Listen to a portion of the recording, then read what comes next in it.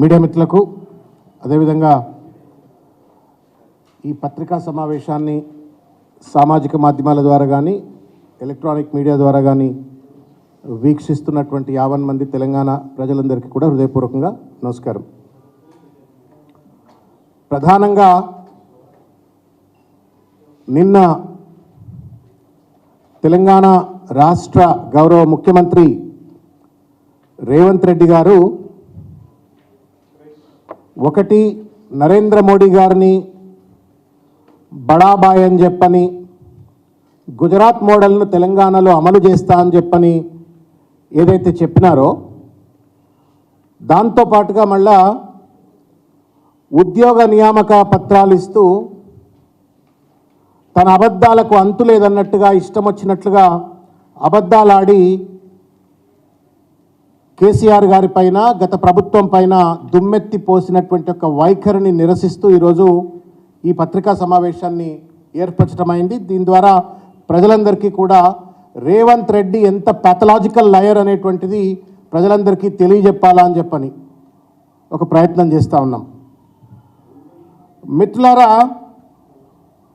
3 నెలల్లోనే 30,000 ఉద్యోగాలు రేవంత్ రెడ్డి ఇచ్చినా అని చెప్తా ఉన్నాడు. ఇది నమ్మశక్యంగా ఉందా? ఒక్కసారి తెలంగాణ సమాజం దయచేసి ఆలోచించాలా అని చెప్పని నేను కోరుతా ఉన్నాను. 3 నెలల్లో 30,000 ఉద్యోగాలు నేను ఇచ్చేసినానని చెప్పని నిర్లజ్జగా నిస్సిగ్గుగా అబద్ధాలు ఆడుతున్నటువంటి రేవంత్ రెడ్డి గారిని ఏమనాలో తెలంగాణ సమాజం దయచేసి చెప్పండి. పాథలాజికల్ కంపల్సివ్ లయర్గా మారిపోయినారు రేవంత్ రెడ్డి గారు.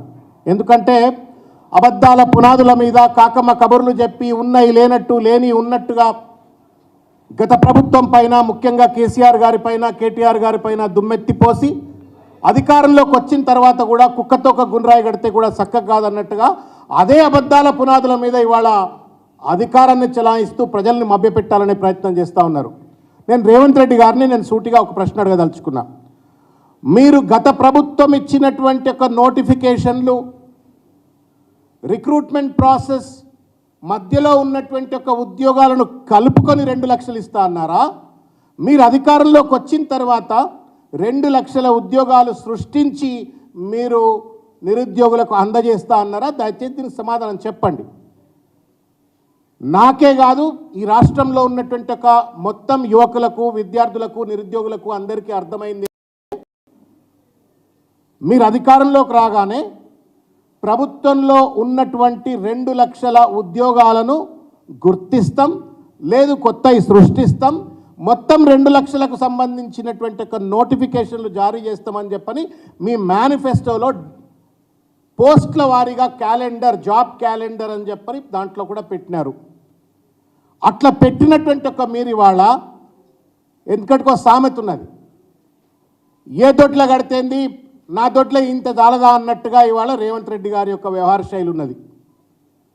కాళేశ్వరం 86 పిల్లర్లలో ఒక 2 పిల్లర్లు కుంగిపోతే దాన్ని రిపేర్ చేయకుండా దాన్ని పడావులో పెట్టాలనే కుట్ర చేస్తున్నటువంటి ఒక రేవంత్ రెడ్డి ఇక చూసినవా కేసీఆర్ గారే ఈ పిల్లర్ల కుంగుబాటుకు బాధ్యుడు అని చెప్పని బట్టగాల్చి మీద వేస్తున్న రేవంత్ రెడ్డి గారు.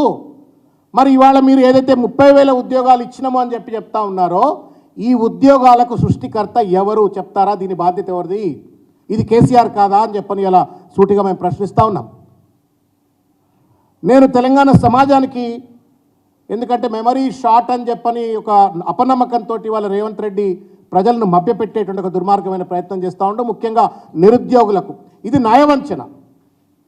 నువ్వు 2 లక్షల ఉద్యోగాలు ఇస్తా అని చెప్పని నమ్మబలికి ఓట్లు దండుకున్న తర్వాత ఇవాళ ఓడలు నొచ్చేపు ఓడమల్లయ్య, ఓడ దిగినాక బోడమల్లయ్య అన్నట్టుగా ఇవాళ గత ప్రభుత్వం ఇచ్చినటువంటి ఒక నోటిఫికేషన్లు, గత ప్రభుత్వం ప్రారంభించిన రిక్రూట్మెంట్ ప్రాసెస్ను మీరు తూతూ మంత్రం లెక్క ఫైనల్గా ఆఫర్ లెటర్లు, అది కూడా ఒక పొలిటికల్ మీటింగ్ల లెక్క మీరు ఎల్బీ స్టేడియంలో పెట్టుకొని అక్కడ పెట్టుకొని ఇక్కడ పెట్టుకొని ఇష్టం వచ్చినట్టుగా మీరు రాజకీయ లబ్ధి పొందాలనే ప్రయత్నం చేస్తూ ఉన్నారు. We have no problem. But when you lie, నువ్వు అబద్ధం ఆడితే మాత్రం తప్పనిసరిగా దాన్ని తిరగొడతాం, సమాజానికి తెలియజెప్తామనే ఒక విషయాన్ని నేను ఈ సందర్భంగా తెలియజేస్తూ ఉన్నాను. స్టాఫ్ నర్స్ ఉద్యోగాలు నోటిఫికేషన్ వచ్చింది 20 డిసెంబర్ 2022 నాడు. ఫైనల్ ఎగ్జామ్ అయింది 2 ఆగస్ట్ 2023. ఫలితాల వెల్లడైంది 28 జనవరి 2024. ఈ స్టాఫ్ నర్స్ ఉద్యోగాలు కూడా నేనే ఇచ్చిన, నేను ఇవ్వాలనుకున్నటువంటి ఒక 2 లక్షల ఉద్యోగాల్లో కూడా ఈ స్టాఫ్ నర్సులు అయిపోయినాయి అని చెప్పని ఇవాళ కత్తెర పెట్టే ప్రయత్నం చేస్తూ ఉన్నారు రేవంత్ రెడ్డి గారు. నువ్వు తెలివికల్లోనివైతే, నిజంగానే నీ దగ్గర కనుక పెద్ద పటేలు అయితే, సమర్థత ఉన్నట్టయితే నువ్వు ఉద్యోగాలు సృష్టించు. That is what is the promise that you made to the people of Telangana and particularly to the youth and unemployed of Telangana. నువ్వు ఉద్యోగాలు సృష్టించేది పోయి గత ప్రభుత్వం సృష్టించిన ఉద్యోగాలను నీ ఖాతాలో వేసుకొని నువ్వు ఇస్తానన్నటువంటి ఒక 2 లక్షల ఖాతాల్లోకి వెళ్ళి 30,000 ఉద్యోగాలు ఆల్రెడీ ఇచ్చేసినా అని చెప్తే ఇది నయవంచన కాదా రేవంత్ రెడ్డి గారు? ఇది మోసం కాదా రేవంత్ రెడ్డి గారు? ఓట్లకు వచ్చినప్పుడే ఒక మాట మాట్లాడుతీవి, ఓట్లు అయిపోయి గద్దెకెక్కినాక ఇంకో మాట మాట్లాడటం న్యాయమా రేవంత్ రెడ్డి గారు అని చెప్పని వాళ్ళు నేను ప్రశ్నిస్తూ ఉన్నాను. సింగరేణి ఉద్యోగాలకు సంబంధించి నోటిఫికేషన్ వచ్చింది 17 జూను 2022. తుది పరీక్ష అయింది 4 సెప్టెంబర్ 2022. ఫైనల్ లిస్ట్ విడుదలైంది 10 September 2022. Offer letters were given after this government came. ఇది కూడా గత ప్రభుత్వమే, కేసీఆర్ గారి ప్రభుత్వమే. Police constables recruitment notification 25 April 2022. Prelims exam అయింది 28 ఆగస్ట్ 2022. తర్వాత మెయిన్స్ పరీక్ష అయింది 30 ఏప్రిల్ 2023. ఫైనల్ లిస్ట్ విడుదలైంది 5 అక్టోబర్ 2023. దాని ఆఫర్ లెటర్స్ ఇచ్చి అది కూడా మీ ఖాతాలో వేసుకునేటువంటి ఒక సిగ్గు శరం లేనటువంటి ఒక ప్రయత్నం ఇవాళ రేవంత్ రెడ్డి గారు చేస్తూ ఉన్నారు, మీ ప్రభుత్వం చేస్తూ ఉంది. ఇది దుర్మార్గం. మీకు సిగ్గు లేకపోతే మాకేం బాధ లేదు, కానీ మీరు మోసం చేస్తూ ఉన్నారు. ఈ మోసాన్ని తప్పనిసరిగా నిరుద్యోగులకు తెలియజెప్పవలసిన ఒక బాధ్యత ప్రధాన ప్రతిపక్షంగా మా పైన ఉంది. కాబట్టి మేము ఇవాళ ప్రజలను, నిరుద్యోగులను ముఖ్యంగా గుర్తించమని చెప్పి కోరుతా ఉన్నాను. నీకు దమ్ముంటే, నీకు నిజంగానే సమర్థత ఉంటే, నువ్వు అన్న మాటలో కనుక విశ్వసనీయత ఉన్నట్టయితే రేవంత్ రెడ్డి గారు మీరు వెంటనే ఆ 2 లక్షల ఉద్యోగాలు ఎక్కడైతే మీరు సృష్టిస్తా అన్నారో, ఖాళీలను గుర్తిస్తా అన్నారో వాటికి సంబంధించి ఒక వైట్ పేపర్ డిక్లేర్ చేయండి. కానీ ఇట్లా మీరు ఏ దొడ్ల కడితేంది, నా దొడ్ల ఇంత సరిపోతుంది అనేటువంటి ఒక చిల్లర రాజకీయం చేస్తూ ఇవాళ నిరుద్యోగులను, యువకులను నయవంచనకు గురి చేస్తా అంటే మాత్రం అంతకంటే మోసం ఇంకోట్లేదు. ఆ 4 పదవులు కూడా కొట్టంగానే మీకు ఉద్యోగాలు వస్తున్నాయని చెప్పని చిల్లర మల్లరగా మాట్లాడే రేవంత్ రెడ్డి గారు 1,60,000 పైచిల్కు ఉద్యోగాలు గత ప్రభుత్వంలో నింపింది, ప్రభుత్వ ఉద్యోగాలను భర్తీ చేసింది. దాదాపు 22 లక్షల ఉద్యోగాలు టీఎస్ ఐపాస్ ద్వారా కావచ్చు, పారిశ్రామీకరణ వల్ల ఉద్యోగాలు కల్పించింది. నువ్వెన్ని చేస్తావో చెప్పవయా? ఊకే దుమ్మెత్తి పోసలేదు, నాకు అర్థం కాదు. పాడిందే పాట పాసిపండ్ల అన్నట్టు ఎవరో నువ్వు ఇవాళ అధికారంలో కూర్చున్న తర్వాత కూడా ఎన్నికల ముందు మాట్లాడినట్టుగా కేసీఆర్ గారి పైన దుమ్మెత్తిపోయాలా, గత ప్రభుత్వం మీద దుమ్మెత్తిపోయాలా? నువ్వేం చేస్తావో చెప్పు, నువ్వు ఏ రకంగా ఉద్యోగాలు కల్పిస్తావో చెప్పు, ఎక్కడెక్కడ ఖాళీలు కల్పిస్తావో చెప్పు. అది చెప్పకుండా ఇంకా కూడా బట్టగాల్చి మీద వేసి కాలయాపన చేయాలా, పబ్బం గడుపుకోవాలని ఒక చిల్లర ప్రయత్నం చేస్తూ ఉన్నారు. ఇది ఒక సాడిస్టిక్ నేచర్, ఒక ప్యాథలాజికల్ కంపల్సివ్ లయర్ నేచర్. ఇది దయచేసి ముఖ్యమంత్రి గారు మీరు మార్చుకోవాలా. ఈ లేఖితనం సబబు కాదు. ఎంత లేఖితనం అంటే ఇంకొక విషయం చెప్పదలుచుకున్నాను నేను. గ్రూప్ 1 నోటిఫికేషన్ ఏప్రిల్ 22 నాడు నోటిఫికేషన్ వచ్చింది. గ్రూప్ 1 నోటిఫికేషన్ 503 ఉద్యోగాలకు సంబంధించి నోటిఫికేషన్ వచ్చింది. వెనకటికో సామెత ఉంది కదా, రెడ్ వచ్చే ఆట మొదలయ్య అన్నట్టుగా. రెడ్ రాగానే ఆట మొదలైంది. రెడ్డి సాబ్ వచ్చిండు, నోటిఫికేషన్ రద్దు చేసి పడేసిండు. దానికి ఏం చేసిండు, 60 ఉద్యోగాలు యాడ్ చేసి మళ్ళీ కొత్త నోటిఫికేషన్ అని మేమే ఇచ్చినాం ఈ నోటిఫికేషన్ అని చెప్తున్నాడు. ఇంతకంటే మోసం ఇంకేమైనా ఉంటుందా? నువ్వు క్రియేట్ చేయి కొత్త 500 group 1 jobs and then give it to the unemployed youth. ఇవాళ 45 సంవత్సరాలలో ఎప్పుడూ లేనటువంటి ఒక దుర్మార్గమైనటువంటి ఒక unemployment rate exist in India. భారతదేశ వ్యాప్తంలోనే 45 సంవత్సరాల్లో ఎప్పుడు లేని ఒక నిరుద్యోగం ఉంది. ఇవాళ నువ్వు నిజంగానే కనుక చిత్తశుద్ధి ఉన్నట్టయితే, నిరుద్యోగులకు అండగా ఉండాలనుకుంటే పాత నోటిఫికేషన్లకు కొసరు యాడ్ చేసి నువ్వు నోటిఫికేషన్లు ఇచ్చి నువ్వు ఇవాళ నిరుద్యోగులను మభ్యపెట్టే ప్రయత్నం చేయటం ఎంతవరకు న్యాయం? డిఎస్సి అట్లే చేసిండు, ఒకటే దెబ్బ 25,000 ఉద్యోగాలు ఇస్తానడు అనడా?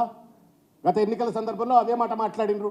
మాట్లాడిన వాళ్ళు డిఎస్సి సెప్టెంబర్ 5, 2023 నాడు వచ్చిన నోటిఫికేషన్ 5,089 ఉద్యోగాలకు సంబంధించిన నోటిఫికేషన్ అయితే దానికి 6,000 యాడ్ చేసి 11,000 ఇచ్చి ఇక చూసినావా నేను 11,000 ఉద్యోగాలని. ఇట్లా 11,000 ఈ ఉద్యోగాలు, గ్రూప్ 1 ఉద్యోగాలు, పోలీస్ కానిస్టేబుల్ ఉద్యోగాలు, నర్సుల ఉద్యోగాలు, సింగరేణి ఉద్యోగాలు, ఇవన్నీ కలుపుకొని నేను 3 నెలల్లో 30,000 ఇచ్చేసిన అని చెప్పని మీరు కేసీఆర్ గారు పడ్డ శ్రమను, ఆయన కృషిని, ఆయన హయాంలో సృష్టించబడ్డటువంటి ఒక ఖాళీలను నీ ఖాళీలుగా చెప్పుకొని వాళ్ళ నిరుద్యోగులను మభ్యపెట్టే ప్రయత్నం చేస్తా ఉన్నాం. నిజంగానే దమ్మున్నాడు అయితే రేవంత్ రెడ్డికి పరిపాలనా దక్షత ఉన్నట్టయితే, మీ ప్రభుత్వానికి నిజంగానే కనుక నిరుద్యోగుల పట్ల చిత్తశుద్ధి ఉన్నట్టయితే, ప్లీజ్ ఐడెంటిఫై 2 lakh జాబ్స్, 2 లక్షల ఉద్యోగాలు గుర్తించండి. ఆ గుర్తించడం కోసం మీకు ఏ సహాయ సహకారాలు కావాలన్నా ప్రతిపక్ష పరంగా మాకు కూడా 39 మంది ఎమ్మెల్యేలు ఉన్నారు, పరిపాలన దక్షత ఉన్న వాళ్ళు ఉన్నారు, ముఖ్యమంత్రిగా పనిచేసిన కేసీఆర్ గారు ఉన్నారు. మీకు ఏ సహాయం అంటే ఆ సహాయం అందిస్తారు. కానీ ఇట్లా పక్కదొట్లా కట్టినటువంటి ఒక దూడను కట్టేసుకొని నీ దగ్గర ఈయన కొట్టుకొని అది నాది నీ క్రెడిట్లు వేసుకునే ప్రయత్నం చేయటం మాత్రం నీ లేఖితనానికి నిదర్శనం. రేవంత్ రెడ్డి గారు ఈ లేఖితనాన్ని దయచేసి మానుకోవాలని చెప్పని కోరుతా ఉన్నాను. మీరు ఏవి కాలేజ్ స్టూడెంట్ కాదు, లేకపోతే ఏదో విద్యార్థి సంఘ నాయకుడు కాదు. ఇవాళ మీరు ముఖ్యమంత్రి, ఒక ముఖ్యమంత్రి హోదాలో మీరే అన్నారు కదా మొన్న ఏదో మీటింగ్లో, నా మాటే వేదం, నా మాటే శాసనం అన్నారు. నీ మాట వేదం, నీ మాట శాసనం, దానికి ఒక క్రెడిబిలిటీ ఉంటుంది, క్రెడెన్షియల్ ఉంటుంది. అది పోయేటువంటి రీతిలో ముఖ్యమంత్రి మాట్లాడుతూ ఉన్నాడు. ఇంతకంటే చిల్లరతనం ఇంకోటి ఉండదని చెప్పని నేను ఈ సందర్భంగా నేను తెలియజేస్తా ఉన్నాను. ఇంకొక ముఖ్యమైన విషయం ఏంటంటే, నోటిఫికేషన్ లేకుండా, పరీక్ష ఇంటర్ లేకుండా జాబులు ఇచ్చినా అని చెప్పని చెప్పుకుంటున్నాడు. ఈ కొత్త ఏదైనా అల్లావుద్దీన్ అద్భుత దీపమైన రేవంత్ రెడ్డి చేతిలో పట్టుకున్నాడా తెలియదు. ఇది మోసం. తెలంగాణ యువత ఎక్కడికక్కడ ఇవాళ రేవంత్ రెడ్డి గారి ప్రభుత్వాన్ని కావచ్చు, కాంగ్రెస్ పార్టీ అధికారంలో ఉన్నటువంటి ఒక నాయకులను కావచ్చు, 2 లక్షల ఉద్యోగాలు ఇస్తా అన్నారు, జాబ్ క్యాలెండర్ చూపెట్టినరు. మీరు ఆ 2 లక్షల ఉద్యోగాల ఖాళీలకు సంబంధించి వైట్ పేపర్ డిక్లేర్ చేయమని చెప్పని వాళ్ళపైన ఒత్తిడి పెట్టవలసిన అవసరం ఉంది అని చెప్పని ఈ సందర్భంగా నేను వారికి విజ్ఞప్తి చేస్తూ ఉన్నాను. ఇకపోతే మిత్రులారా, ఎంత దుర్మార్గంగా మాట్లాడుతూ ఉన్నాడంటే, గత ప్రభుత్వం గొర్రెలిచ్చింది, బర్రెలిచ్చింది, చేపలు ఇచ్చింది, మేము ఉద్యోగాలు ఇస్తున్నామని చెప్పని మాట్లాడినాం. అంటే నీకు గొర్రెలు కాసేటోళ్ళు, లేకపోతే బర్రెల పెంపకం మీద ఆధారపడ్డటువంటి వాళ్ళు, చేపల పెంపకం మీద ఆధారపడ్డ వాళ్ళు గత చిన్న చూపు ఎందుకు రేవంత్ రెడ్డి? ఇది ఆధిపత్య అప్పర్ క్లాస్ ఫ్యూడలిజం. ఇది మెడకాయ మీద తలకాయ ఉన్నటువంటి వాళ్ళు, అధికారంలో ఉన్నటువంటి వాళ్ళు ఎవరు కూడా మాట్లాడనటువంటి ఒక మాట. ఎందుకు ఈ మాట అంటా ఉన్నానంటే, ఇది బీసీ డిక్లరేషన్, కాంగ్రెస్ పార్టీ ఇచ్చినటువంటి ఒక బీసీ డిక్లరేషన్. ఇది దీంట్లో అధికారంలోకి వచ్చిన 100 రోజుల్లోనే 2వ దశ గొర్రెల పంపిణీ. మరి కేసీఆర్ గారు ప్రపంచంలో, భారతదేశంలో ఎక్కడా లేనటువంటి ఒక అద్భుతమైన రీతిలో గొర్రెల పంపిణీ పథకం పెట్టి మొత్తం ఎకానమీని ట్రాన్స్ఫార్మ్ చేసినట్టయితే అది తప్పు అని చెప్తూ నీ డిక్లరేషన్లో పెట్టుకొని మళ్ళా కనీస ఇంగితం లేకుండా, విఘ్నత లేకుండా ఇవాళ గొర్రెలు ఇచ్చిండ్రు, బర్రెలు ఇచ్చిండ్రు, ఉద్యోగాలు ఇవ్వలేదు అని చెప్పని మాట్లాడుతూ ఉన్నాం. చేపలు, నేను ఒక విషయం చెప్పదలుచుకున్నా రేవంత్ రెడ్డి గారికి. నా దగ్గర 2013 కాలంలో నాగర్ కర్నూలుకి వెళ్ళి ఒక నియోజకవర్గానికి సంబంధించి ఒక కుగ్రామంకి వెళ్ళి ఒక పిల్లోడు వచ్చి, నాకు ఉద్యోగం, నాకు ఊర్లో తిండి కష్టమవుతున్నది సార్, నేను మీ దగ్గర ఉంటా అని చెప్పని ఎవరి ద్వారానో పట్టుకొని నా దగ్గరకు వచ్చింది. ఆ పిల్లోడిని మా ఇంట్లో పెట్టుకున్నాను, డ్రైవింగ్ నేర్పించినాను. 5-6 ఏళ్ళు నా దగ్గర పనిచేసిండు. 13 నుండి దాదాపు 2020 వరకు పనిచేసిండు. సడన్గా 2020లో ఒకరోజు వచ్చి, మాకు ఎకరం భూమి ఉన్నా కానీ ఇన్ని రోజులు మేము ఏం చేసుకోలేకపోయినాం సార్, కానీ ఇప్పుడు నేను ఊరికి పోదలుచుకున్నా అన్నాడు. ఎందుకు పోతావా ఊరికి అన్న అంటే, కేసీఆర్ గారి పుణ్యమా అని చెప్పని మా ఊర్లో చెరువులో మొత్తం నీళ్ళు వచ్చేసినాయి, మా పంట పొలాలకు మహబూబ్నగర్లో అంత ఎండిపోయినటువంటి ఒక భూములకు కూడా నీళ్ళు వచ్చేసినాయి, నేను ఊరికి పోయి వ్యవసాయం చేసుకుంటా, ఆ చెరువులో చేపలు పట్టుకుంటాం, మేము 4-5 కలిసి సంఘం పెట్టుకుంటున్నాం అని చెప్పని గౌరవంగా, ఆత్మగౌరవంతో చేపలు పట్టుకోవడం కోసం అని చెప్పని ఆ పిల్లోడికి కొంత డబ్బు సాయం చేసి, నువ్వు పోరా పోయి, నువ్వు బతుకుపో, మంచిగా బతుకుతావు అని చెప్పని వాడు వెనక పోయాడు. This is the reverse migration that has happened. నీ సొమ్మేం పోయిందా? నువ్వంటే పెద్ద పెద్ద కార్లలో తిరగొచ్చు, బంగ్లాలో తిరగొచ్చు, ఆధిపత్య వర్గాలకు చెందినోడు కాబట్టి నువ్వేమైనా చేసుకో భయ్, నేను చేపలు పట్టుకొనే బతుకుతాం, తప్పేంది? వాడు కూడా చదువుకున్నాడు, చేపలు పట్టుకొని బతుకుతాము. Do you know Revanth Reddy, milk economy అంటాం మనం, వైట్ రెవల్యూషన్ అంటాము. చిత్తూరు జిల్లాలో బంగారుపాలెం ఏషియాలో #1 మిల్క్ ప్రొడ్యూసర్. కేసీఆర్ గారు కూడా కలలు కన్నది అదే. ఒకవేళ కనుక ఒక రైతుకు ఒక బర్రె ఇచ్చినట్టయితే ఆ రైతు ఎవరి దగ్గర నుండి అప్పు తీసుకోకుండా ఆత్మగౌరవంతో పాలమ్ముకొని బతకొచ్చు అని చెప్పని. ఇవాళ మిల్క్ స్కేర్సిటీ ఉన్నది in this country. Somebody is contributing to the development of the state by producing milk and also producing the wealth. అది తప్పెట్లయితుంది రేవంత్ రెడ్డి? నువ్వేమో గొర్రెలు ఇస్తా అంటే తప్పు ఉండదు, కేసీఆర్ గారు గొర్రెలు, బర్రెలు, చేపలు ఇచ్చిందని చెప్పని దుమ్మెత్తి పోసే చిల్లర ప్రయత్నం చేస్తే తప్పు. ఇవాళ చేపల పెంపకం గురించి రేవంత్ రెడ్డికి గుర్తుందో లేదో నేను గుర్తు చేయదలుచుకున్నా. శ్రీకాకుళం జిల్లా ఏషియాలో #1 ప్రాన్ ప్రొడక్షన్. చేపల పెంపకం ఏదో తప్పైనట్టుగా మాట్లాడుతూ ఉన్నాడు రేవంత్ రెడ్డి. వాళ్ళు సంపద సృష్టిస్తూ ఉన్నారు, గొర్రెల కాసిన సంపద సృష్టిస్తూ ఉన్నారు, పాలు అమ్మి సంపద సృష్టిస్తూ ఉన్నారు, చేపల పెంపకం ద్వారా సంపద సృష్టిస్తూ ఉన్నారు, జాతి అభివృద్ధికి ఉపయోగపడుతూ ఉన్నారు. ఈ పనికిరాని మాటలు మాట్లాడి మిమ్మల్ని మీరు అపహాస్యం చేసుకోవద్దు, ముఖ్యమంత్రి కుర్చీని అపహాస్యం చేయొద్దు అని చెప్పని వాళ్ళ రేవంత్ రెడ్డి గారికి నేను విజ్ఞప్తి చేస్తూ ఉన్నాను. ఇకపోతే నిన్న రేవంత్ రెడ్డి గారు మోడీ బడే బాయ్, ఆయన చోటే బాయ్ అన్నట్టుగా, తండ్రి లాంటి వయసు అనుకుంటా మోడీది, 70 సంవత్సరాలు దాటిపోయి ఉంటాయి కదా, తండ్రి లాంటి వెంటనే పట్టుకొని బడే బాయ్ అనేసిండు. అక్కడ మరి అదేమి సంబోధన నాకు తెలియదు కానీ బడే బాయ్ అనేసినాడు. బడే బాయ్ అనటము ఈ మోడీ గారికి రేవంత్ రెడ్డి గారికి ఉన్న జుగల్బందీ ఏంది? రాహుల్ గాంధీ ఏమో మోడీని గద్దెదించాలనే ప్రయత్నం చేస్తూ ఉన్నాడు దేశవ్యాప్తంగా పాదయాత్రలు చేస్తూ. రేవంత్ రెడ్డి ఏమో హమారే బడే బాయ్ మోడీ అని చెప్పని ఇక్కడ పొగిడేటువంటి ప్రయత్నం చేస్తూ ఉన్నాడు. దీన్ని ఎట్లా అర్థం చేసుకోవాలా అని చెప్పని వాళ్ళ తెలంగాణ సమాజానికి నేను విజ్ఞప్తి చేస్తూ ఉన్నాను.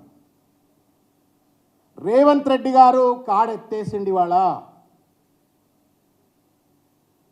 రాహుల్ గాంధీ, సోనియా గాంధీ, ఖర్గే గారికి ఏమో లాస్ట్ టైం 4 గెలిచినాం, మళ్ళీ అధికారంలోకి వచ్చినాం కాబట్టి ఇంకొకటి 2 ఏమైనా ఎక్కువ గెలుస్తామేమో, పార్లమెంట్ సీట్లు పెరుగుతాయేమో అనుకుంటే, రేవంత్ రెడ్డి ముఖ్యమంత్రి గారుగా ఉండి ఇవాళ నీ సహాయ సహకారాలు కావాలా, నీ ఆశీర్వాదం కావాలా అంటే చెప్పకనే ఒక మాట చెప్పిండు రేవంత్ రెడ్డి గారు. ఏంటంటే 4 రోజులు అయితే అధికారం దిగిపోవాలి కదా మోడీ గారు.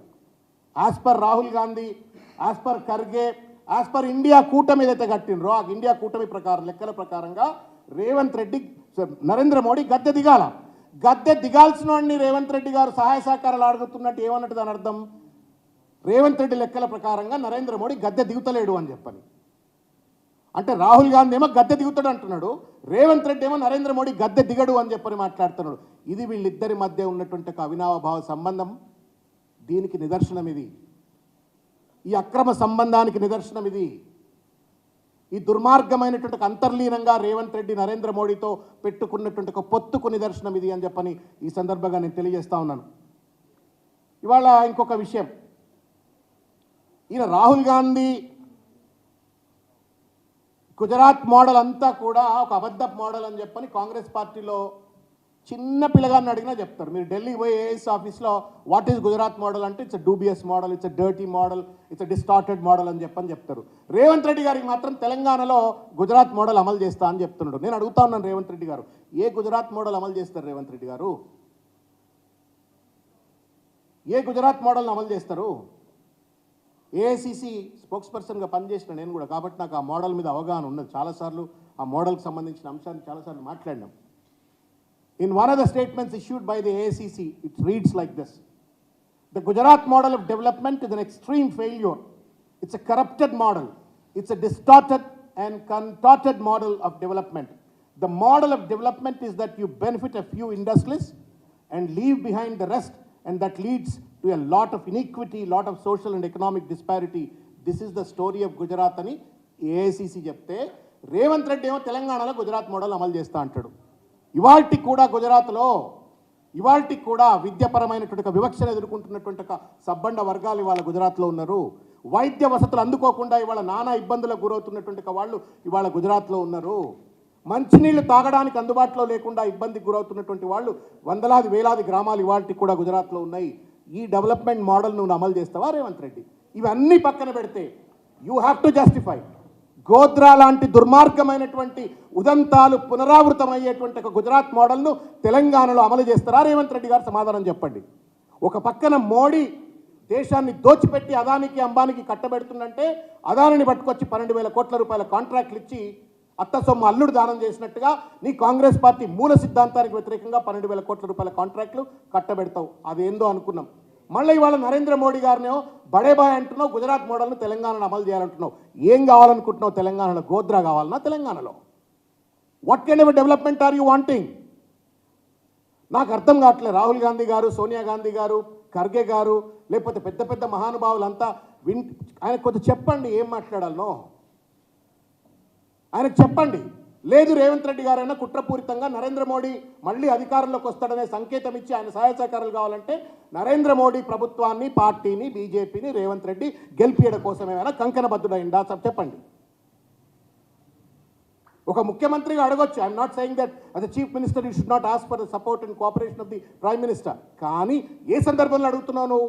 ఎన్నికల షెడ్యూల్ వచ్చింది, నోటిఫికేషన్ రాబోతా ఉంది, నెల రోజులైతే ఇండియా కూటమి లెక్కల ప్రకారంగా ఖర్గే, సోనియా, ప్రియాంక, రాహుల్ గాంధీ లెక్కల ప్రకారంగా నరేంద్ర మోడీ గద్దెనెక్కుతాడు, ఇండియా కూటమి గద్దెనెక్కుతుంది. ఈ సందర్భంలో నరేంద్ర మోడీ గద్దెనెక్కుతా సహాయక సహకారాలు అడుగుతున్నావంటే దాని ఉద్దేశం ఏంటంటే నరేంద్ర మోడీ మూడోసారి ప్రధానమంత్రి అవుతాడు, నేను ప్రధానమంత్రి అవుతాను, నీకు సహాయం చేస్తా, నువ్వు నాకు మళ్ళీ సహాయం చేయ, ఎందుకంటే నాకు ఇంకొక 4.5 ఏళ్ళు టైం ఉన్నది కాబట్టి అని చెప్పని. ఈ వంచన, ఈ మోసం తప్పనిసరిగా తెలంగాణ సమాజం నిలదీయాలా, ప్రశ్నించాలా అని చెప్పని. खास तौर से मेरे माइनॉरिटी भाई लोग जो लोग भरोसा करके जो वोट डाले हैं, ये कैसा गुजरात मॉडल तेलंगाना में लागू करना चाहता है, आप रेवंत रेड्डी से पूछना या तो कांग्रेस पार्टी के एमएलए से और मंत्रियों से पूछने की जरूरत है. एक भरोसे से आप लोग वोट दिए हैं, उन्हें बोल रहा है आज गुजरात की मॉडल अमल करता हूं तेलंगाना में, गुजरात की तरक्की यहां पे लाना चाहता है. రేవంత్ రెడ్డి గారు దయచేసి మీకు విజ్ఞప్తి చేస్తా ఉన్నాను, మీరు ముఖ్యమంత్రి, ఈ అబద్ధాల పునాదుల మీద రాజకీయం చేసినాం, అధికారంలోకి వచ్చినారు, రాజకీయం చేసినారు, మీరు అధికారంలోకి వచ్చినారు, ఉన్నాయి లేనట్టు ఏదో చెప్పినారు, మిమ్మల్ని నమ్మిండ్రు, ప్రజలు ఓట్లేసిండ్రు. ఇప్పుడు విజ్ఞతతో ఉండండి, లేఖితనాన్ని మానుకోండి, పనికిరాని చిల్లర మల్లర మాటలు మాట్లాడేటువంటి ఒక రాజకీయాలు బంద్ చేసి ప్రజలకు ఉపయోగపడేటువంటి వి ఎస్పైర్.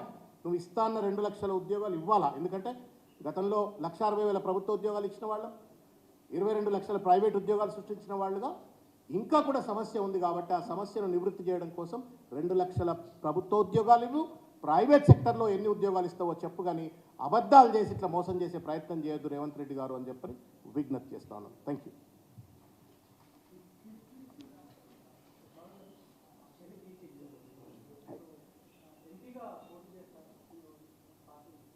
నేనా, ఇది రిలవెంట్ క్వశ్చన్, కానీ ఏమంటే చేస్తాను, వై నాట్. నేను I always aspire to contest. Party మా నాయకుడి చేతిలో ఆయుధాలం, మేము వారు ఎట్లా వాడుకుంటే అట్లా, వారు ఏం చెప్తే అది చేస్తామంటే.